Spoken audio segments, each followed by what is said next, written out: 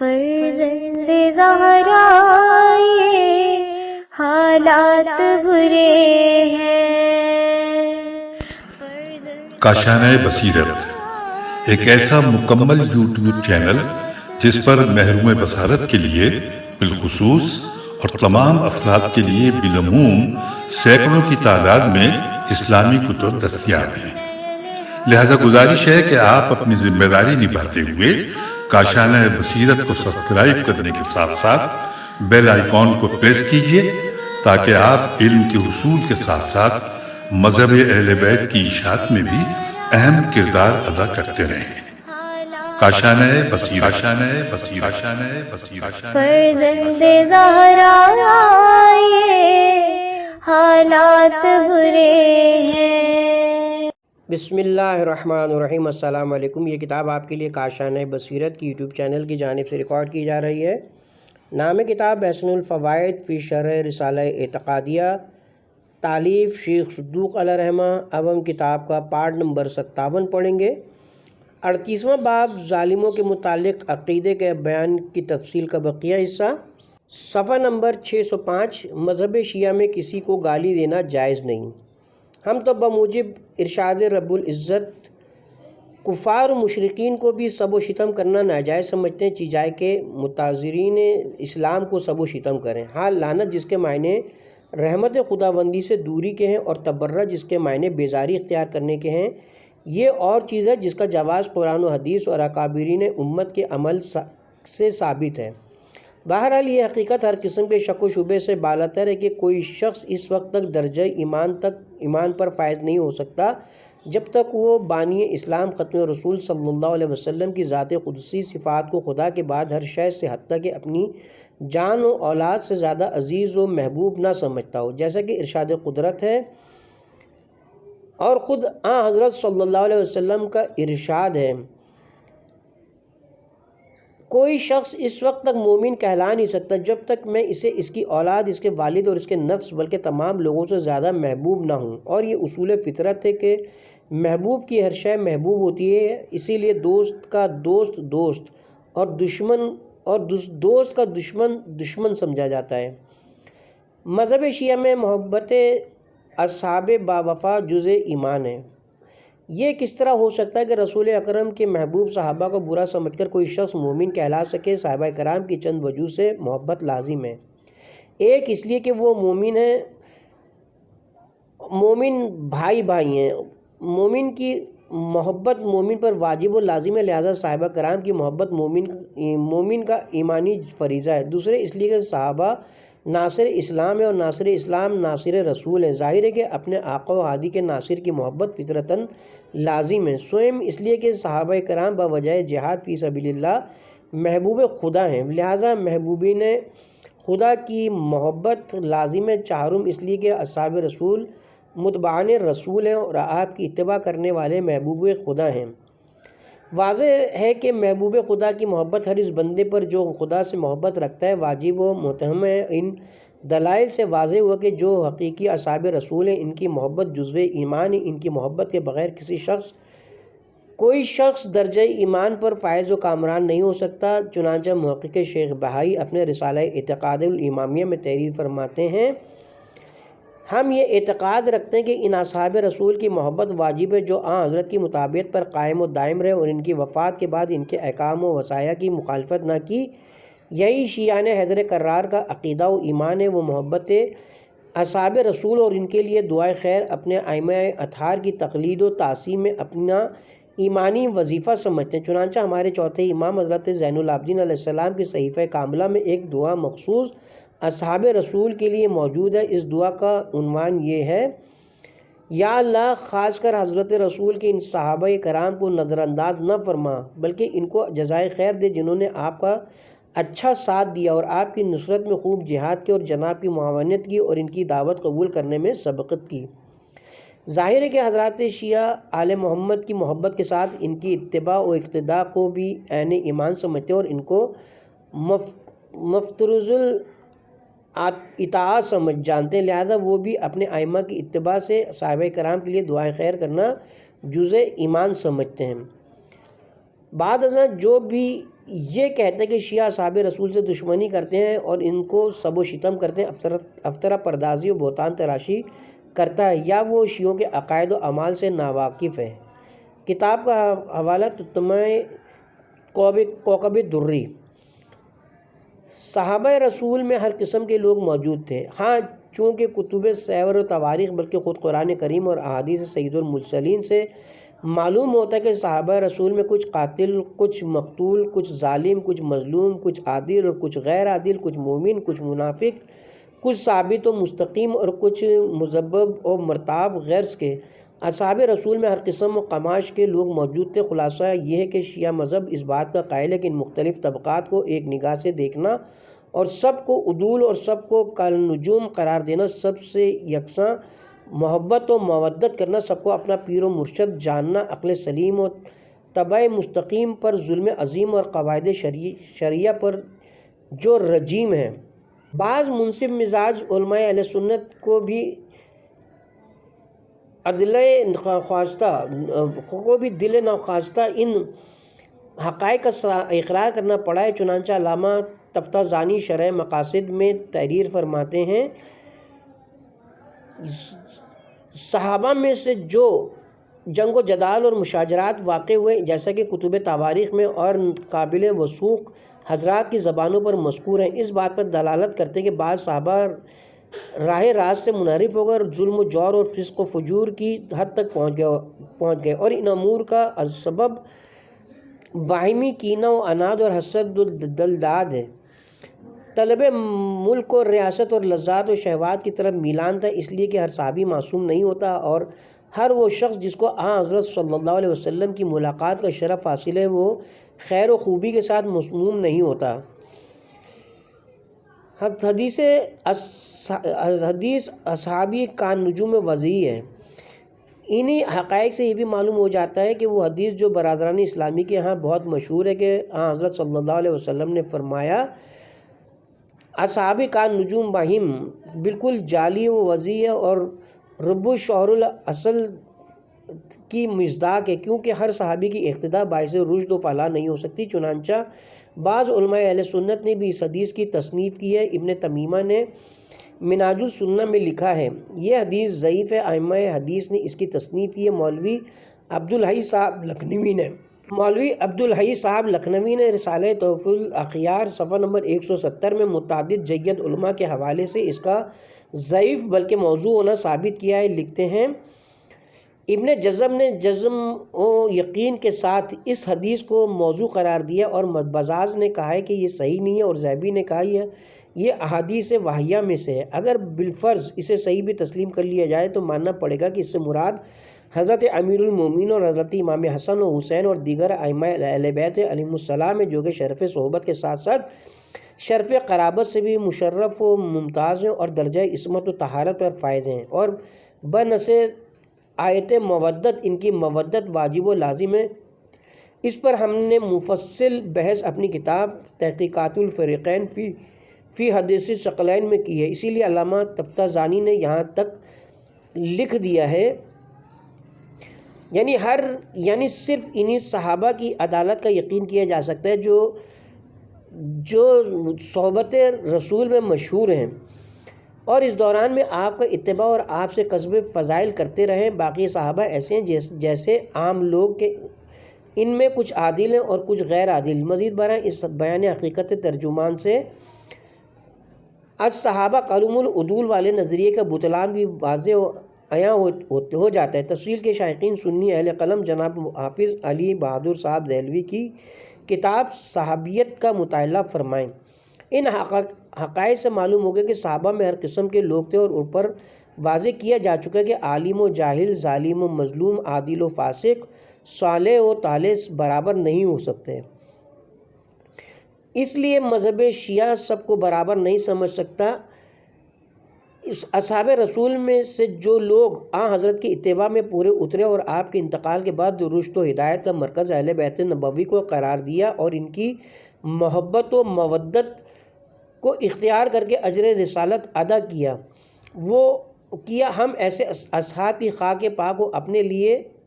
طوطائے چشم بنانے کو اپنی سعادت سمجھتے ہیں، مگر جنہوں نے آپ کی کامل اتباع نہ کی اور آپ کی وفات حسرت آیات کے بعد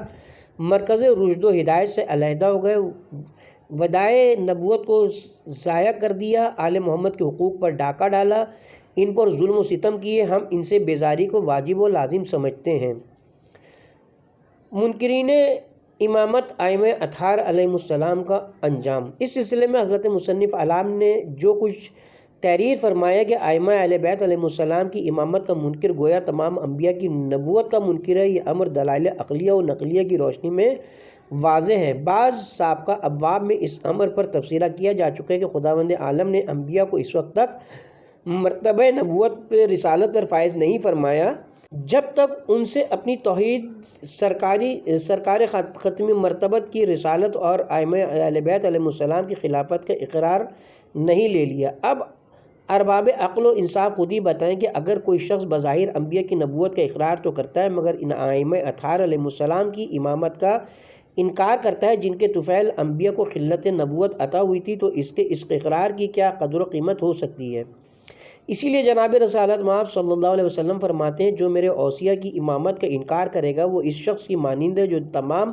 انبیاء کی نبوت کا منکر ہے۔ جیسا کہ اس قسم کی متعدد روایات رسالے میں درج ہیں اور تفصیل صحابہ بحار الانوار میں موجود ہے، چونکہ یہ بزرگوار ایک ہی سلسلے کی مختلف کڑیاں ہیں اس لیے بعض کا اقرار اور بعض کا انکار متصور ہی نہیں ہو سکتا۔ اسی بنا پر معصومین علیہ السلام نے فرمایا جو ہم میں سے کسی ایک کا انکار کرے وہ ایسا ہے جیسے اس نے ہم سب کا انکار کیا ہو۔ کتاب کا حوالہ صحابہ بحار الانوار اور بصائر الدرجات وغیرہ۔ مخفی نہ رہے کہ ان احادیث میں منکر امامت ائمہ کو جو منکر انبیاء کی مثل قرار دیا گیا اس سے بظاہر آخرت میں سزا کے سلسلے میں شباہت مراد ہے، نہ کہ دنیا میں ظاہری حکم نجاست وغیرہ، کیونکہ اندوش مشہور خصوصاً متاخرین کے نزدیک منکرین امامت ائمہ علیہ السلام پر اسلام کے احکام جاری ہوتے ہیں۔ فعلاً تفغیل نیز اس بیان حقیقت ترجمان سے یہ حقیقت بھی واضح و عیاں ہو جاتی ہے کہ چہار امامی ہوں یا شیش امامی وغیرہ ہمارے نزدیک یہ اور تمام ائمہ کی امامت کے منکر ایک جیسے ہیں۔ اہل بیت رسول صلی اللہ علیہ وسلم کے ساتھ امت کا سلوک، مگر افسوس بجائے اس کے کہ امت رسول ائمہ اہل بیت کی خلافت و امامت کو تسلیم کر کے اپنے لیے رشد و ہدایت کی شمع روشن کرتی اور نجات دارین کے اسباب مہیا کرتی، الٹا اس نے اہل بیت رسول پر مصائب و آلام کے پہاڑ ڈھائنے شروع کر دیا اور ان کی شمعائے حیات کو گل کرنا شروع کر دیا اور ان پر اس قدر ظلم و ستم کیے کہ جناب سید عالم سلام اللہ علیہ کو کہنا پڑا سبت علیہ مصائب لنوا سبت علی ایام سرن لیا، اور سردار اہل بیت نے مصائب و شدائد کا ان الفاظ میں اظہار کیا ہے۔ میں دیکھ رہا تھا کہ میری میراث سے خلافت لوٹی جا رہی تھی، شدت رنج و تکلیف کی وجہ سے میری یہ کیفیت تھی کہ جیسے آنکھ میں کانٹا اور حلق میں ہڈی اٹکی ہوئی ہو۔ نہج البلاغہ۔ جناب امام زین العابدین علیہ السلام نے تو مظالم امت سے متاثر ہو کر یہاں تک فرمایا، نفس المحموم کتاب کا حوالہ ہے، مجھے شام میں اس طرح ذلت کے ساتھ پھرایا جا رہا تھا جیسے کسی حبشی غلام کو پھرایا جاتا ہے جس کے یار و انصار غائب ہو، اور جناب رسول خدا صلی اللہ علیہ وسلم کو خود بعلام الہی ان تمام مصائب و نوائب کا علم تھا جو ان کی اطرت اطہار پر وارد ہونے والے تھے۔ انہوں نے ان حالات کی ان کو اطلاع بھی دے دی تھی اور ان کو صبر و شکیبائی اختیار کرنے کی وصیت فرمائی تھی، چنانچہ کنز الاعمال جلد نمبر 7 صفحہ نمبر 187، خصائص کبریٰ سیوطی جلد نمبر 2 صفحہ نمبر 119، صواعق محرقہ صفحہ نمبر 143 پر مرقوم ہے۔ یہ الفاظ خصائص کے ہیں۔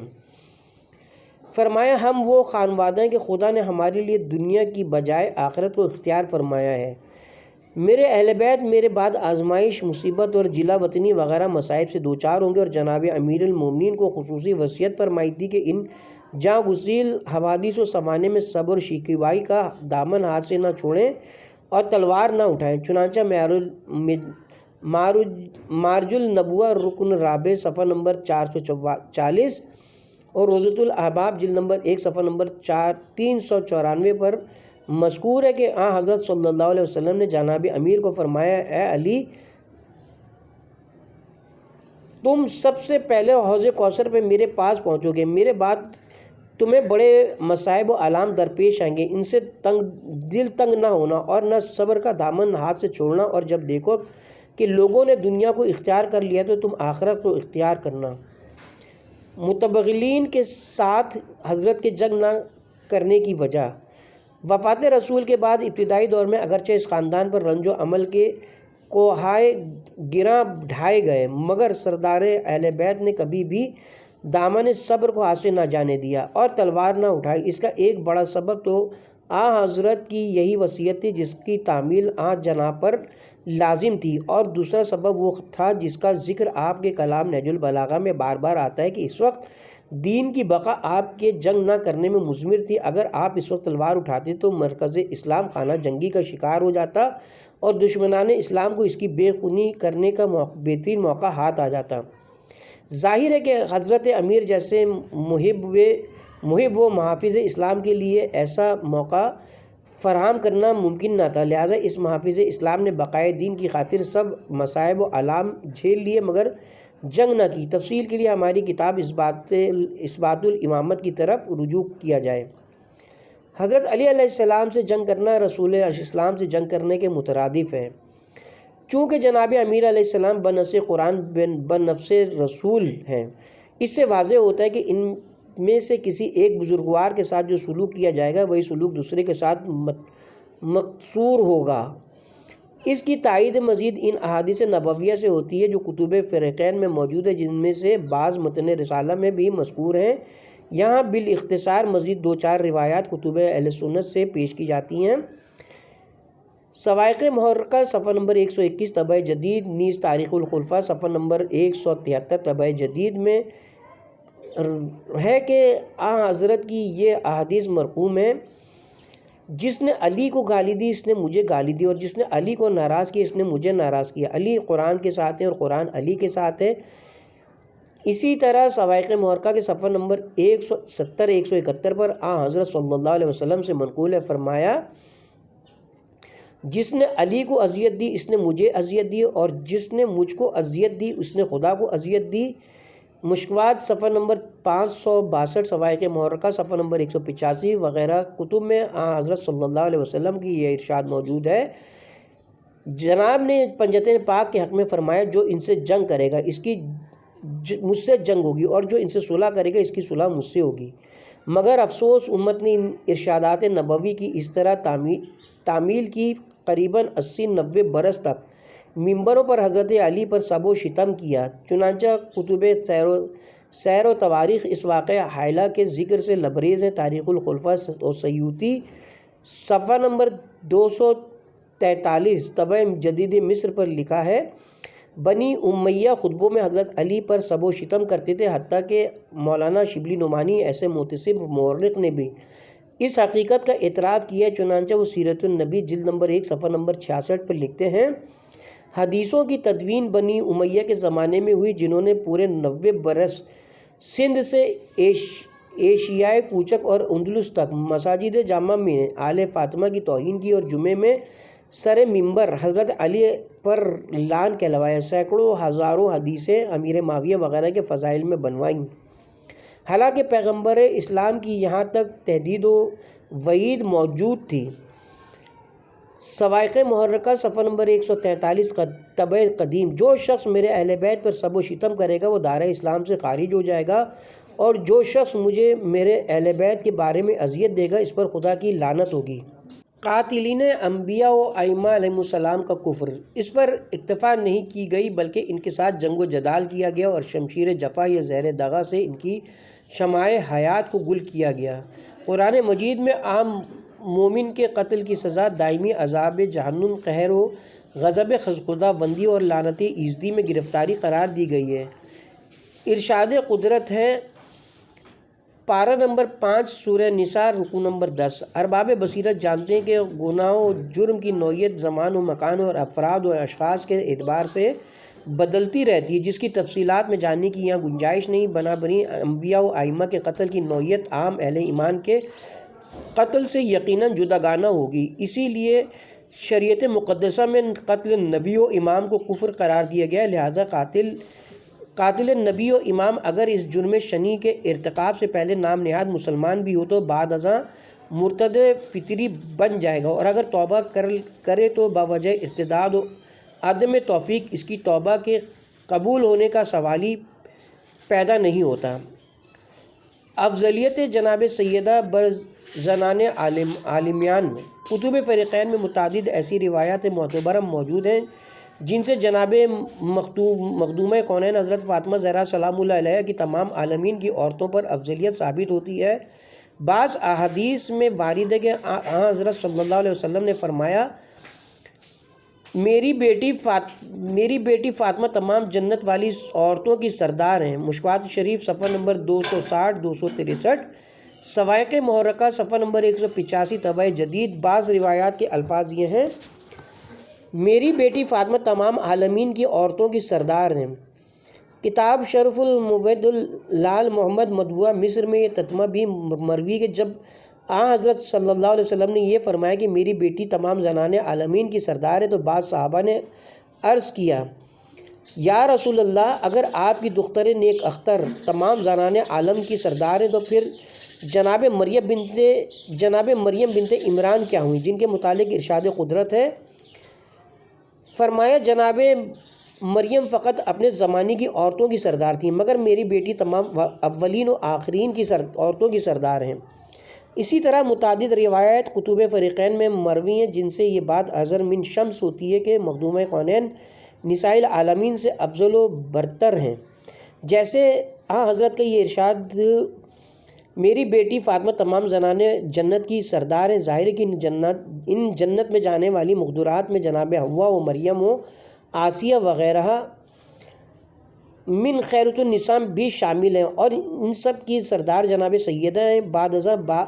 بعد ازاں بھی بعض معاندین کا بعض ازواج رسول کو جناب سیدہ کے بالمقابل پیش کرنا یا ان کو حضرت سید عالم سے افضل قرار دینا خدا اور رسول کی تکذیب اور اپنی نازبیت و خارجیت کا مظاہرہ نہیں تو اور کیا ہے۔ حقیقت یہ ہے کہ زنان عالم تو بجائے خود سرکار دو عالم کے ارشاد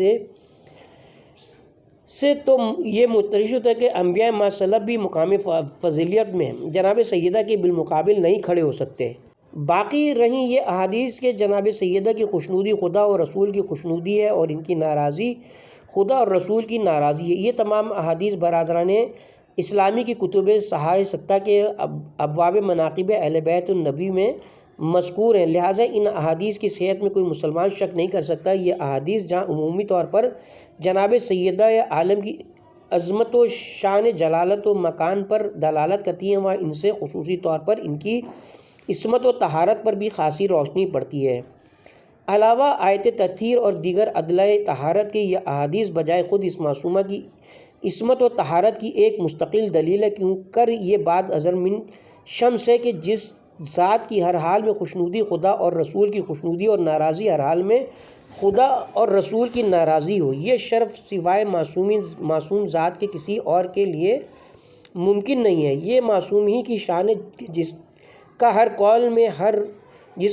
میں ہر قول و فعل منشاء خدا اور رسول کے عین مطابق ہو۔ کتاب کی ہیڈنگ ہے مسئلہ فدق پر مختصر تبصرہ۔ مگر افسوس امت رسول نے اس معصومہ بی بی کی قدر نہ کی۔ آیت مبارکہ وَذِی القربیٰ کے نزول کے بعد جناب رسول خدا نے فدق جناب سیدہ کو مرحمت فرما دیا تھا، جیسا کہ در منشور جلد نمبر 4 صفحہ نمبر 177، شرح موافق صفحہ نمبر 735، سوائق محرقہ صفحہ نمبر 21، کنز الاعمال جلد نمبر 2 صفحہ نمبر 158، صفحہ نمبر 58، المستدرک الحاکم صفحہ نمبر 187 میں مذکور ہے۔ مگر بخاری و مسلم وغیرہ کی روایت شاہد ہیں کہ جب جناب سیدہ عالم نے مسلمانوں کے پہلے خلیفہ کے دربار میں اپنا قضیہ فدق پیش کیا تو دربار خلافت سے نفی میں جواب ملا۔ فخر الدین رازی نے تفسیر کبیر جلد نمبر 8 صفحہ نمبر 386 بذل آیت فہ پر لکھا ہے کہ خلیفہ نے کہا، بی بی تیرے دعوے کی صداقت معلوم نہیں۔ کتاب اکتفا، مولفہ ابراہیم بن عبداللہ یمنی، کی روایت کے مطابق بی بی عالم نے اپنے دعوے کی صداقت پر جناب علی مرتضیٰ حسنین شریفین اور جناب ایمن کو بطور گواہ پیش کیا، مگر عدالت نے حسنین کو نابالغ، ایمن کو عورت اور علی مرتضیٰ کو سیدہ کا شوہر ہونے کی وجہ سے ان کی شہادتوں کو مسترد کر دیا، بلکہ جناب سیدہ نے وہ وثیقہ بھی پیش کیا جو حضرت نے ان کو حبہ فتق کے وقت لکھ کر دیا تھا، مگر اسے بھی قبول نہ کیا گیا۔ ملاحظہ و معارج النبوہ رکن نمبر 4 صفحہ نمبر 311 طبع نو لشکور حبیب السیر جلد نمبر 1 صفحہ نمبر 58 روضۃ الصفا جلد نمبر 2 صفحہ نمبر 160 وغیرہ، جس پر جناب سیدہ عالم نے اتمام حجت کے لیے اپنے دعوے کا عنوان بدل دیا، فرمایا اگر بطور حبہ فتق مجھے نہیں دیتے تو بطور میراثی دے دو، کیونکہ میں بنت رسول ہونے کی وجہ سے ان کی واحد وارث ہوں، مگر دربار خلافت والے جنہوں نے کل حسبنا کتاب اللہ کا نعرہ بلند کیا تھا، آج ایک جعلی حدیث کا سہارا لے رہے تھے اور جناب سیدہ وغیرہ آیات قرآنیہ تلاوت کر رہی تھی۔ اہل دربار کا یہ رویہ اس بات کی غمازی کر رہا تھا کہ ان کا پہلا نظریہ غلط تھا، بلکہ اس سے صاف صاف عیاں ہو رہا تھا کہ ان کا کوئی اصول ہے ہی نہیں۔ جب احادیث کو اپنے خلاف پایا تو حسبنا کتاب اللہ کا نعرہ بلند کر لیا، اور جب دیکھا قرآن سے مطلب برابری نہیں ہو رہی تو احادیث اگرچہ وضیحی کیوں نہ ہو کا سہارا لے لیا۔ بہرحال بخاری شریف پارہ جلد نمبر 2 صفحہ نمبر 91 طبع دہلی کے الفاظ میں ابو بکر نے کچھ بھی دینے سے صریح انکار کر دیا۔ اس سے جناب سیدہ کو اس قدر اذیت و کوفت ہوئی کہ جناب سیدہ ابو بکر سے ناراض ہو گئی اور ان سے سلسلہ کلام وغیرہ ترک کر دیا، اور تعزیز اس پر قائم رہی۔ اس روح فرسا حادثے سے جناب سیدہ کو کس قدر رنج و علم پہنچا، اس کا کچھ اندازہ آپ کی اس دردناک شعر سے ہوتا ہے جو آپ نے اپنے بابائے بزرگوار کو مخاطب کر کے کہا: بابا مجھ پر اس قدر مصائب و آلام ڈھائے گئے کہ اگر یہ مصائب دنوں پر پڑتے تو وہ راتوں میں تبدیل ہو جاتے، حتیٰ کہ بی بی عالم اسی صدمے میں رو رو کر اور گھل گھل کر حضرت صلی اللہ علیہ وسلم کی وفات حسرت آیات کے بعد 75 اور باروایت 95 روز زندہ رہ کر انتقال فرما گئیں۔ بخاری اور مسلم جلد نمبر 2 صفحہ نمبر 91 میں لکھا ہے کہ جب ان کی وفات ہوئی تو ان کے شوہر علی نے ان کو رات کے وقت دفن کیا اور ابو بکر کو اطلاع نہ دی۔ کتاب کا حوالہ روضۃ الاحباب صفحہ نمبر 434 پر لکھا ہے: روزے دیگر ابو بکر صدیق و عمر فاروق یا علی کرم اللہ وجہ ماتبہ دوسرے روز ابو بکر و عمر صاحبان نے حضرت علی سے شکایت کی کہ آپ نے ہمیں جناب سیدہ کی وفات کی اطلاع کیوں نہ دی تاکہ ہم نماز جنازہ کا شرف حاصل کرتے۔ حضرت علی نے عذر خواہی کرتے ہوئے کہا کہ میں نے ان کی وصیت کے مطابق ایسا کیا ہے۔ ارباب انصاف بتائیں کہ جن لوگوں سے دختر رسول اس قدر ناراض اور نالاں ہو کر دنیا سے تشریف لے جائیں کہ ان کو اپنی نماز جنازہ میں شریک نہ کرنے کی وصیت فرمائے تو ان کا انجام کیا ہوگا، بالخصوص جبکہ اس کے ساتھ حضرت کی وہ فرمائشات بھی ملحوظ رکھی جائیں جو آپ نے جناب سیدہ کے حق میں فرمائی تھیں، جو کہ بخاری وغیرہ میں موجود ہیں کہ فاطمہ بذت منی۔ پھر خدا اور رسول کو اذیت دینے والوں کے متعلق یہ تحدید الہی بھی پیش نظر رہے کہ پارہ نمبر 22 سورہ احزاب رکن نمبر 4 واقعی فتق وغیرہ پر مولوی نذیر احمد دہلوی کا تبصرہ۔ یہاں مولانا نذیر احمد صاحب دہلوی حنفی مترجم قرآن کا وہ تبصرہ نقل کرنا فائدہ اور عبرت سے خالی نہیں ہے جو انہوں نے اپنی کتاب رویائے صادقہ صفحہ نمبر 183 میں طبع چہارم میں وفات رسول خدا کے بعد اہل بیت نبوی کے ساتھ امت رسول کے ناروا سلوک پر کیا ہے۔ لکھتے ہیں: جو شخص سب سے زیادہ پیغمبر صاحب کی وفات سے مقاضی ہوا وہ جناب فاطمہ تھیں۔ والدہ پہلے انتقال فرما چکی تھیں، اب ماں اور باپ دونوں کو کی جگہ پیغمبر صاحب صلی اللہ علیہ وسلم تھے، اور باپ بھی کیسے باپ، دین اور دنیا کے بادشاہ، ایسے باپ کا سر سے اٹھ جانا، اس پر حضرت علی علیہ السلام کے خلافت سے محروم ہونا، نمک پر جراحت ترکہ پدری، باغ فتق کا دعویٰ کرنا اور مقدمہ ہار جانا، کسی دوسرے کو ایسے پہم صدمات پہنچتے تو وہ زہر کھا کر مر جاتا، مگر ان کے صبر و ضبط ان کے ہی ساتھ تھے۔ پھر بھی انہی رنجوں میں گھل گھل کر 6 مہینے کے اندر انتقال فرما گئیں، اور جتنے دن زندہ رہیں ان لوگوں سے جنہوں نے رنج دیے تھے نہ بولی اور نہ بات کی، یہاں تک کہ ان لوگوں کو اپنے جنازے پر آنے کی مناہی کر دی اور شب کے وقت مدفون ہوئی۔ انا للہ و انا الیہ راجعون۔ مانا کہ ان کا غصہ کسی قدر بے جا بھی تھا معاذ اللہ، تاہم ان کے باپ کے حقوق کیا چاہتے تھے؟ جناب فاطمہ کے دلی غمزدہ کو خوش کرنے کے لیے جناب علی کو اگر وہ اہل بھی نہ تھے برائے نام خلافت دے دی ہوتی اور آپ انتظام کیا ہوتا۔ خیر خلافت تو کون دیتا مگر باغ فتق کے دینے میں آخر کون سی قباحت تھی؟ اگر گناہ ہوتا تو جناب فاطمہ کو ہوتا کہ وہ سیدانی ہو کر صدقہ کھاتی۔ سخت افسوس کی بات ہے کہ اہل بیت نبوی کو پیغمبر صاحب کی وفات کے بعد ہی سے اپنے ناملائم اتفاقات پیش آئے کہ ان کا وہ ادب اور لحاظ جو ہونا چاہیے تھا اس میں ضعف آ گیا، اور وہ شدہ منجر ہوا اس ناقابل برداشت واقعہ کربلا کی طرف جس کی نظیر تاریخ میں ملنی مشکل ہے۔ وہ ایسی نالائق حرکت مسلمانوں سے ہوئی ہے کہ اگر سچ پوچھو تو دنیا میں منہ دکھانے کے قابل نہیں ہے۔ اس کے ساتھ ہی 38واں باب ظالموں کے متعلق عقیدے کا بیان کا تفصیل اپنے اختتام کو پہنچی، اور ساتھ ہی کتاب کا پارٹ نمبر 57 بھی اپنے اختتام کو پہنچتا ہے، اور کتاب کا پارٹ نمبر 58 کا آغاز ہم انشاءاللہ 39ویں باب سے کریں گے۔